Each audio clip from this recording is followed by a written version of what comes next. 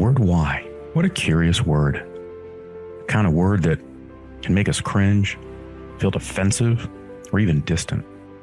But you know, sometimes why is the key that can unlock so much to our lives.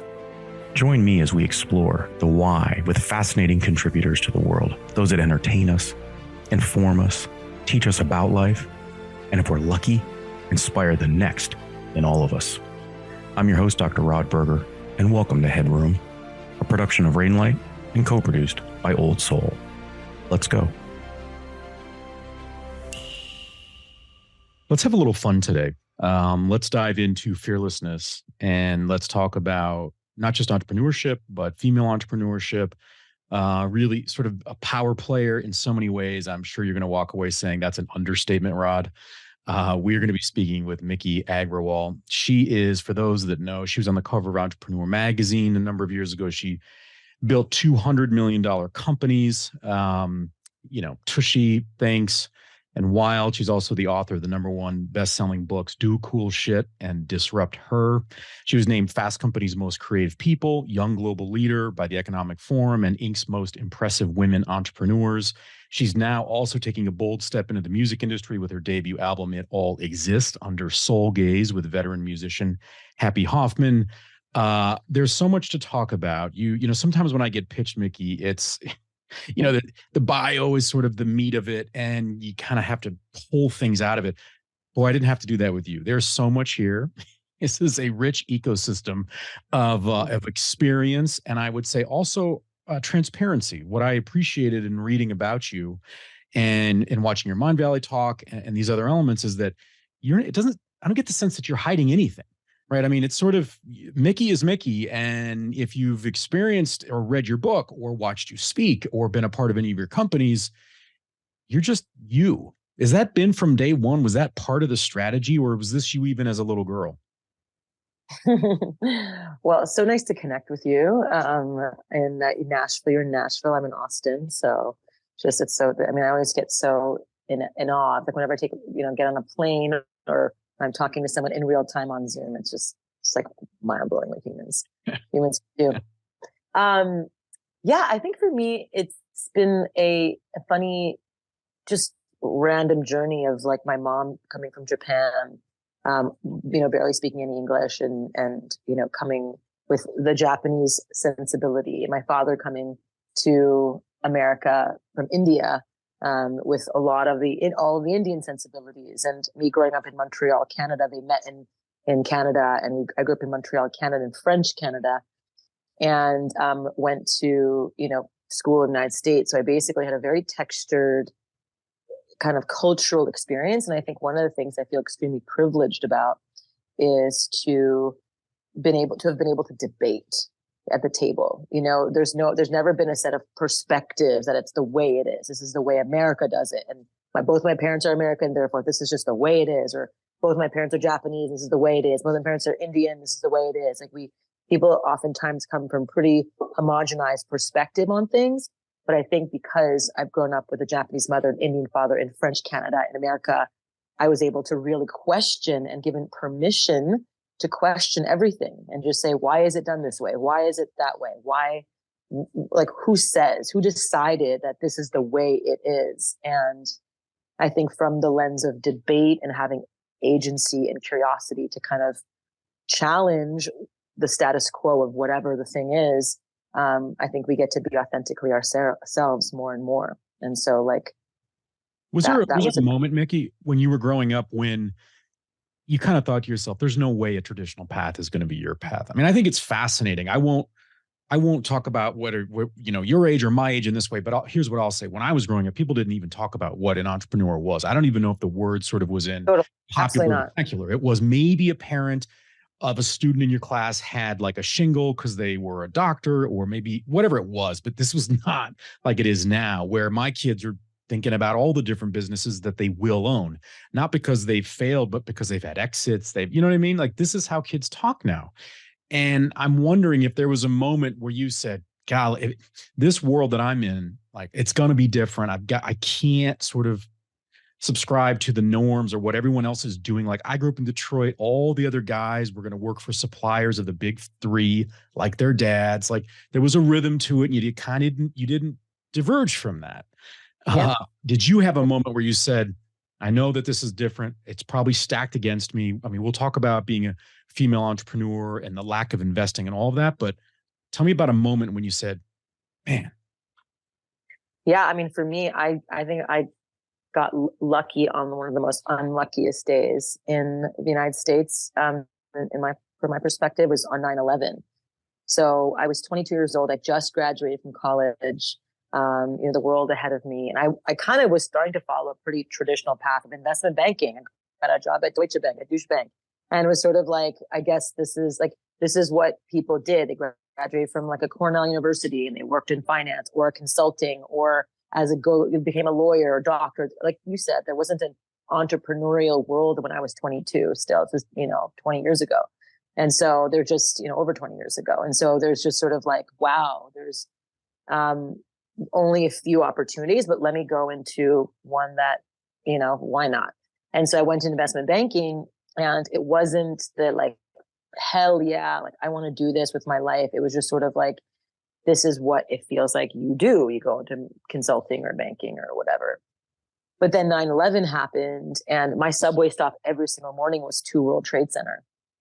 And I was supposed to be there on that day. And usually what I do is I go to, 2 World Trade Center, I get off the subway, get tea with my girlfriend who worked on the 100th floor at 2 World Trade Center. And then I would walk across the street to my office. And 9/11 happened, and it was the first and only day that I slept through my alarm clock. My girlfriend's, 700 people in my girlfriend's office died on that day, and 2 people in my office died. And it was one of those like humongous wake up call moments. It was the biggest wake up call moments of my life where I was like, wow, like I needed to be there. And like the saying that came through to me, which I still utter constantly to myself and to others, is, the mystery of life is that you never know when it's going to end. Right. And the time was in that moment, very moment, to make every moment count. And I sort of wrote down 3 things I want to do with my life. And I was like 22, like in a world of my oyster, what do I want to do? And so I wrote down 3 things. The first was to play soccer professionally. The second was to make movies. And then the third was to start a business. And so I kind of did all those things, and the journey kind of follows to, finding out the New York Magic soccer team was holding tryouts in Brooklyn for all top D1 athletes. And I was working my 100-hour investment banking job, and I'd snuck out of my job to go and try out twice a week. And one of the car service guys at the bank would take me there because it was like, I expressed my dream to him, and we snuck away together. And he took me to this tryouts, and I would like come back to the bank afterwards. This driver from like Deutsche Bank would wait for me while I tried out. And then I would go back in the car and go back to Deutsche Bank and work till late night to finish my work. But it was a wild, wild, wild moment. I made the team and I made the starting lineup. And I was all set to quit my job in investment banking, but I was like, let me just play my first game with the New York Magic and see what happens. And first game of the season, first 8 minutes, the game, got the ball, juked the player and headed it crossed it, and then a striker hit it in the back of the net. I had my first assist in the first 8 minutes. But in that moment of crossing the ball, a defender from the other team came and took out my leg, and I heard that telltale snap and tore my ACL. My first game of my, with the New York Magic. So I had to kind of stay at the bank and get the very best health insurance and the very best physical therapy and do all of that. It took me a year to recover. And I went out and tried out again the following season and tried out again, beat out all these D1 athletes again, and then made the team again, made the starting lineup again, and then tore my other ACL. And so it was sort of like the universe being like, this is not your calling. There was no mystery in the end of that. Yeah, it was like, got it, universe. Okay, like help me, like what's next for me? And so the next thing on my list was to make movies. And I started off picking up trash on the sets of commercials and music videos and driving directors around and getting coffee for producers. And then I worked my way up, pretty quickly to producing commercials and music videos, and line producing. And then that's when the idea of my first business hit, was when I was like eating shitty craft service at, on the sets of these commercials and music videos and just eating trash. And I would just come home with horrible stomach aches. And I was just like, what am I doing? Like, this is crazy. And I went to research what was going on. And discovered the massive processed food industry, the hormones, the pesticides, antibiotics, like the bleach, like all the stuff that was in food today. And that's just making people become intolerant. And so I had to give up my favorite comfort food at the time, which was pizza, and discovered that pizza is a $32 billion industry and Americans eat 100 acres of pizza every day. And there's a huge opportunity to disrupt this category that people deeply love, you know? And so I was like, I'm going to open New York City's first alternative pizza concept with gluten-free flour. Right? Isn't that what it's called? Wild? It was called Slice. So I wrote my book, Do Cool Shit, about the building and creation of Slice and going from step 0 to step 1, like raising the money, like figuring out how to create a restaurant and like, you know, anything, like starting a business from nothing, having no experience. What are the exact steps I took in a really fun story-driven way, is what Do Cool Shit is about. But it used to be called Slice, and now it's called Wild. It was rebranded after, I think it was 12 years to Wild, but it's been Wild now for. Miki, let's break down your personality. This may sound morbid, but let's do like an autopsy on your personality. Because what I think is interesting, and I don't want to take for granted, like right now I'm thinking about young people in high schools that I'll speak at or moderate events around entrepreneurs and these sorts of things. And I could just imagine the question or the thought they might have sitting in an auditorium, which is, I want to do stuff like what Miki has done, but I don't know if I have the personality for that. Like, I'm wondering, I get the sense from you that you are bold in your personality, and you're not afraid, right? I mean, to your point, I mean, when you have an experience like what you personally went through with 9/11, it's sort of like, all right, I don't know if I've got tomorrow, and you just go for it. But there's an assumption in there that everybody can sort of somehow motivate themselves and or be that bold and brash in the way that they do that. Now, obviously you're collaborative or you wouldn't have had all of these sort of successes in these companies. But talk a little bit, if we do an autopsy on your personality, like what is that? I mean, I don't want to think in a linear fashion. I think that's lazy and cheap. I'm sure it's much more complex than that, but talk with me about what do you think the magic sauce is when it comes to the way in which you engage with people, the way you present an idea, because two people could present an idea, you say it, and I might say, man, I'm all in, or that's a great idea, but someone else says it and it comes out flat. Yeah. I mean, great question. I think it really comes down to true authenticity. And I think that word is being like thrown around left and right, but like to really sit with yourself and just say, like, what exactly do I really want to share? Like, what is deep in my guts that I want to share versus what do they want me to say? Let me say what they want me to say versus like what is deep in myself that I want to truly share. And I think that comes through, you know, when you see someone who's a people pleaser and sort of like, you know, doesn't push back because they just want to please versus like, hey, well, I have it, you know, I was thinking about it from a different perspective, you know, or like I think like, it's just about being true to yourself. You don't have to be like a big personality, but it's just about being truly true to yourself and saying like, hey, that feels good or that doesn't feel good in my body. And both ways I will state that. So do you call BS on yourself? Like, do you have your own sort of internal sensor that says it's like a BS warning, like an alarm that goes off, like, this is off brand. This is not authentic. It's more of like a checking in with like, if it creates a contraction or an opening. Like if something that I'm doing or saying like creates a contraction inside of me or an opening inside of me, that's when I know like, oh, a contraction is oftentimes fear-based or it's a sense of, hey, this doesn't feel right or something feels wrong. And let me state that and say, hey, like whether it's interpersonally, like, hey, like let me express like when we talked about it this way, like it made me feel contraction. I had a kind of a challenge, you know, a moment with a friend of mine in the last couple of days, right? You know, we shared a little bit about that. I'm like, I felt a contraction because of a thing that happened. And I want to talk about it. And he was like, absolutely, let's talk about it. And so it's about like being true and stating your truth one way or the other and being okay with whatever comes through because it's true, you know, and saying it with as much of a, you know, as nice as you possibly can. I mean, there's sometimes I'm sitting across from my assistant right now, and she and I have a safe word where sometimes if like something is said in a certain way, you know, like she'll say like pamplemousse, which is like, oh, it might be too intense, or like let's slow it all down, which is really good for me. It's a good practice to, you know, like check the way in which something comes out, because like you said, like I'm sort of passionate, and the passion can come off sometimes as intensity, which then can affect another person, right? It's like the whole concept of intention and impact. Like, what is your intention?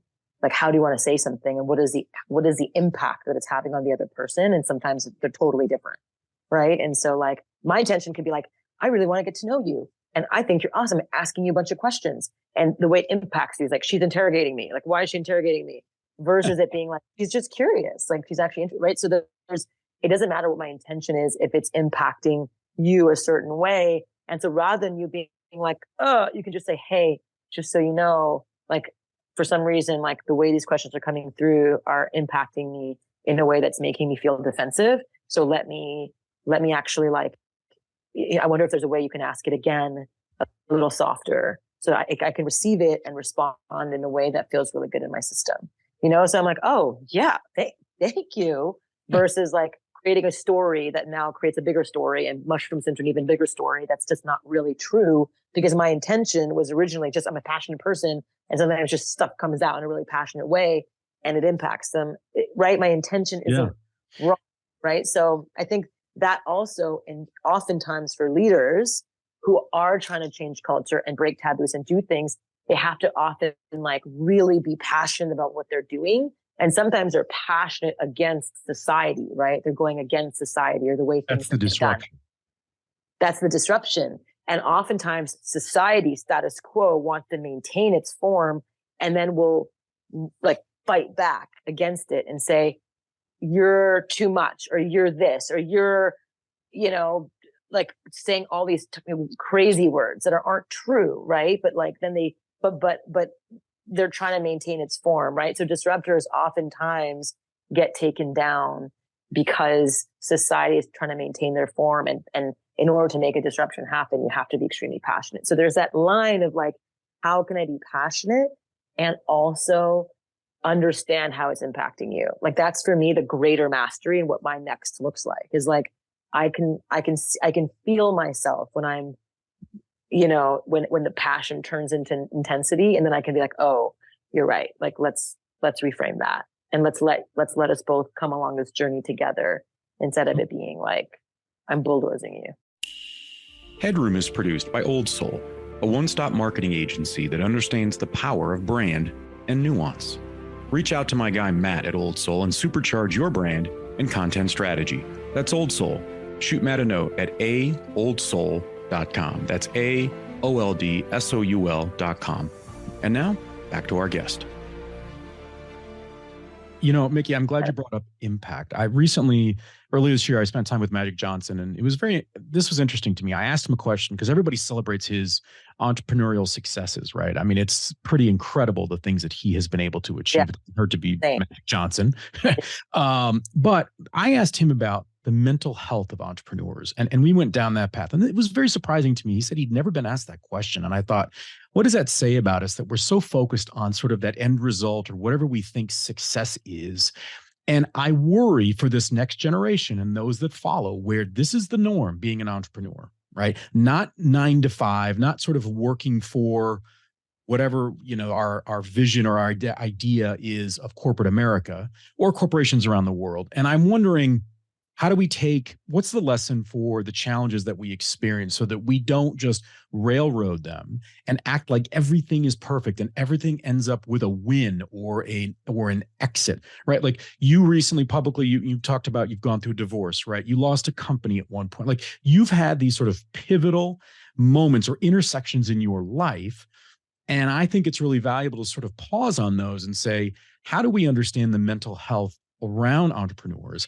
How do we understand some of the signs and symptoms where, that fake it till you make it can only go so far till your body starts to break down? And I'll give you an example, and I'd love your feedback on this.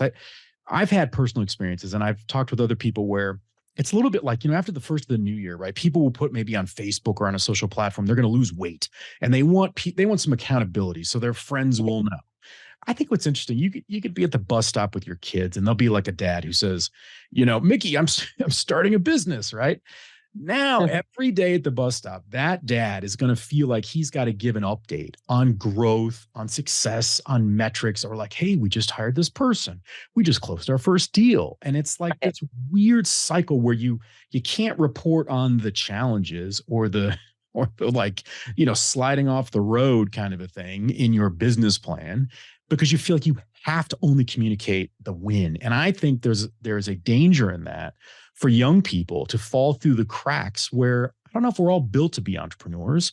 Maybe we are, but I think we have to do a better job of identifying what it takes and how do we then support young people as they're developing so that they can handle a loss of a business or a marriage that falters because of it, right? Or a relationship that breaks up.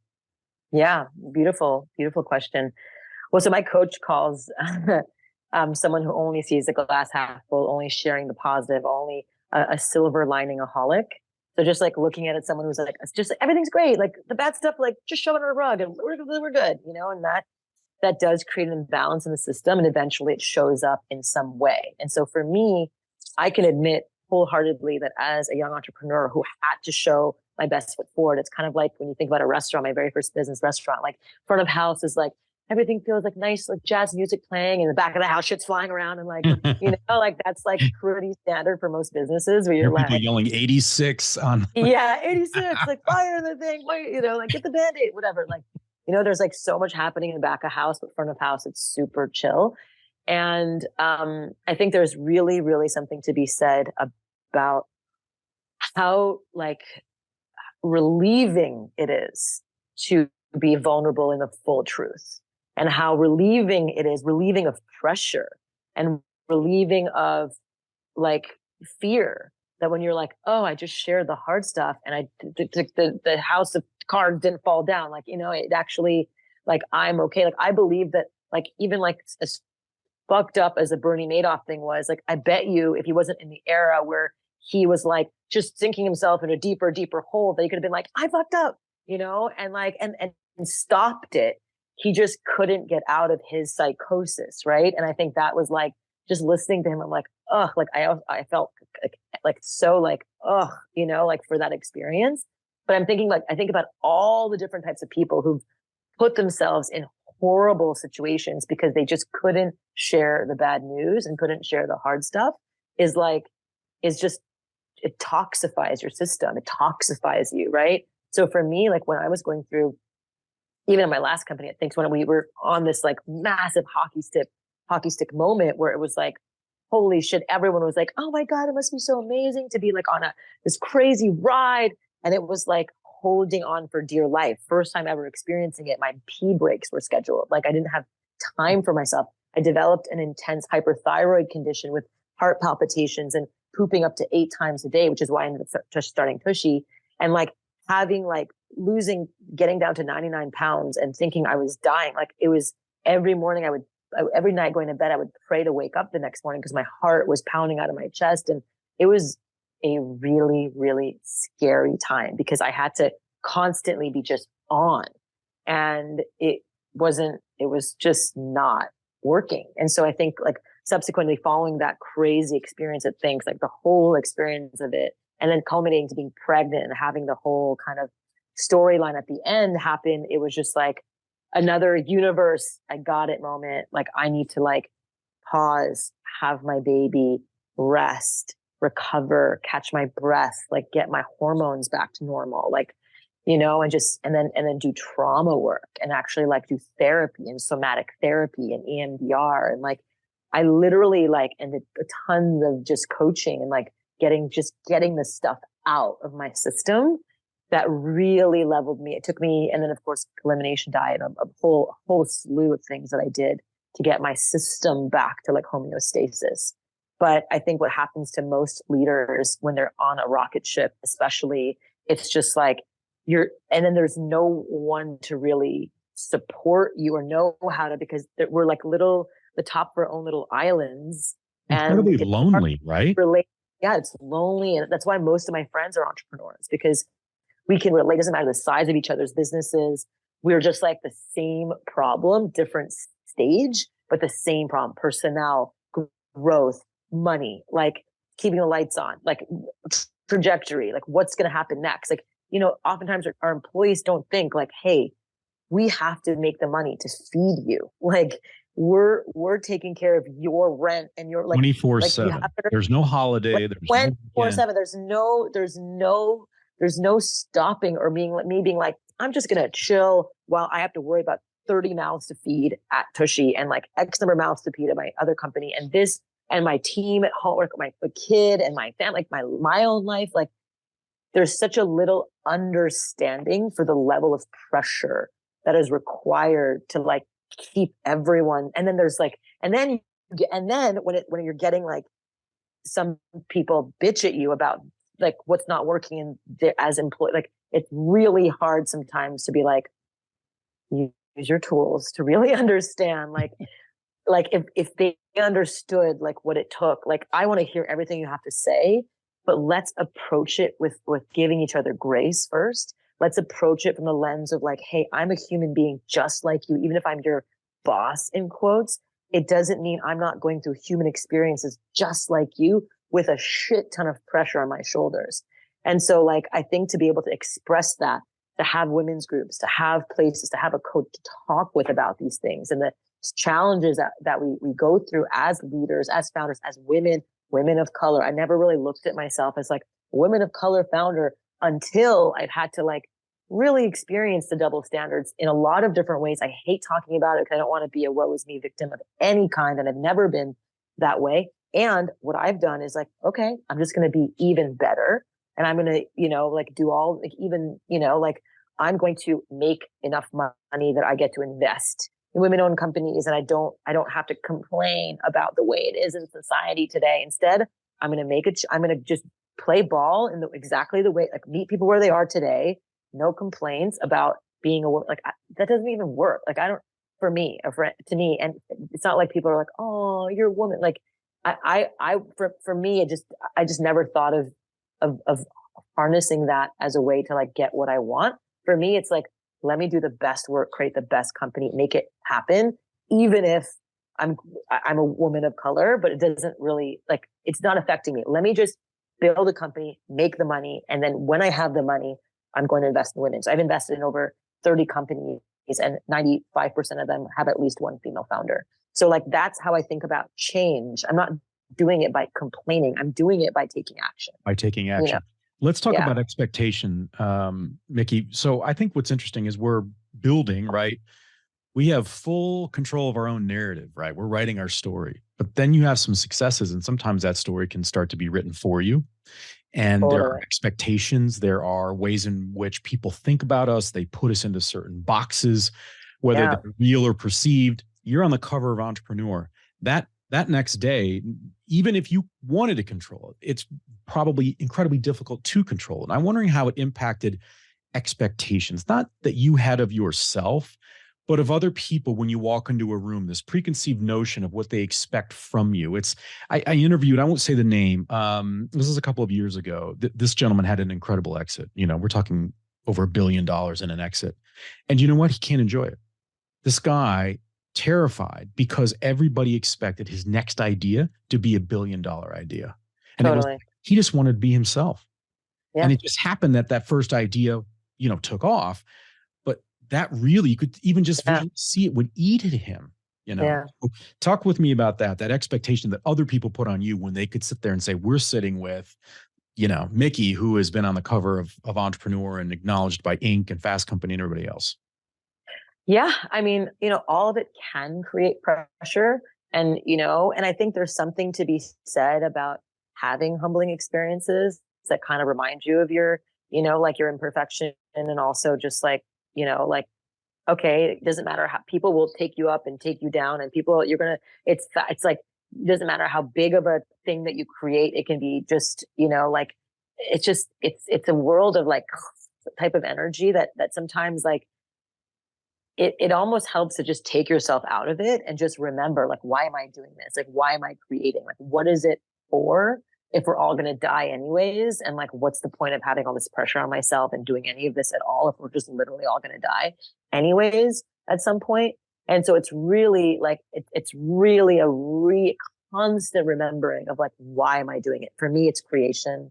For me, it's the creative process. For me, it's like the disruption of like, and freedom of asking, like, who says and who decided that I can't be free in these areas? I can't say the word period. I can't talk about poop. I can't talk about being a woman in this day and age in certain ways. I have to be a certain way in a certain, like, I want to be free. And what does it look like for me to be free? Let me figure out the things that are holding me back from being free. And then let's take one step forward from there. So I think also having a community, like, I think like one of the questions people ask me all the time is like, how did you get through hard stuff? Like, what is it? Like, if you give me one piece of advice about being an entrepreneur, what would it be? I would always say, like, create your friend group and create a deep group of friends, a community. People are like, oh, the word community is like, so like also overused, but like, basically it just means build a solid group of friends that you can basically like, that you show up for, that you serve.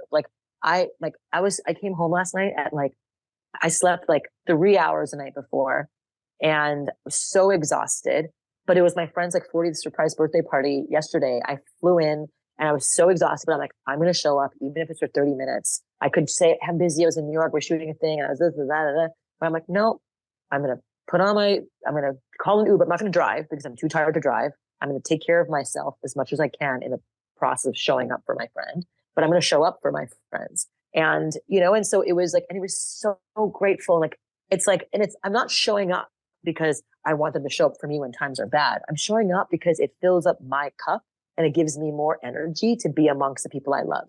And so like, it's sort of like, how do you both navigate the hardships of job and what your job, as in the work that you're doing and building towards, while also cultivating a whole, like a whole life, beyond that supports it all, right? Like, I get to go back, and one of the things I talk about, which is like, how do you talk about your business? I always say, talk about your business like you're texting your best friends. Like, my friends and I were constantly like talking about our ideas and like things that we're working on, and it fills me up and reminds me why I'm doing it. And I'm like, oh yeah, and then this, and then we came up with this idea, and this is what happened. And it doesn't matter. Like, you're so excited when we come away filled up and not drained. And so I always say, like, find friends that really like generate you and fill up your tank, and not just like you sitting around, loafing around, just doing nothing. Like, you can also sit there and meditate and relax and watch a movie and whatever. But to me, it's like having generative friends in all the different ways is like what has served me and saved me so many different times in my life as an entrepreneur. Miki, how has your relationship to success changed over time? My relationship to success, yes, it has totally changed. I think for me, like, initially was obviously like freedom of finance, like not having to worry about, like, because I feel like I take care of so many people in my life. Like, I take care of so many people, and to know that I can it feels so good. So first was like freedom of that. That's what I thought was the definition of success. But then it became like freedom of time. Like, I want to be able to do what I want when I want, like, because that time is the most non-renewable resource we have. And I want to be able to just be free, like get to work and do sprints and work my ass off when I want to. And also just go to Burning Man for a week and just be okay with that too. And have the best team ever working on it while I'm away.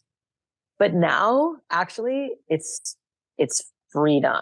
It's just freedom.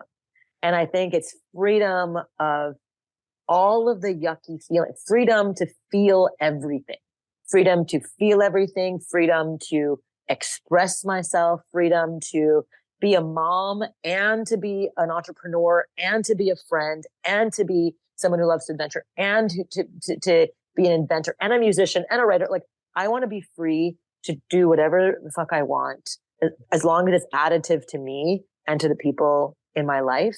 And that to me is like the definition of success, is freedom.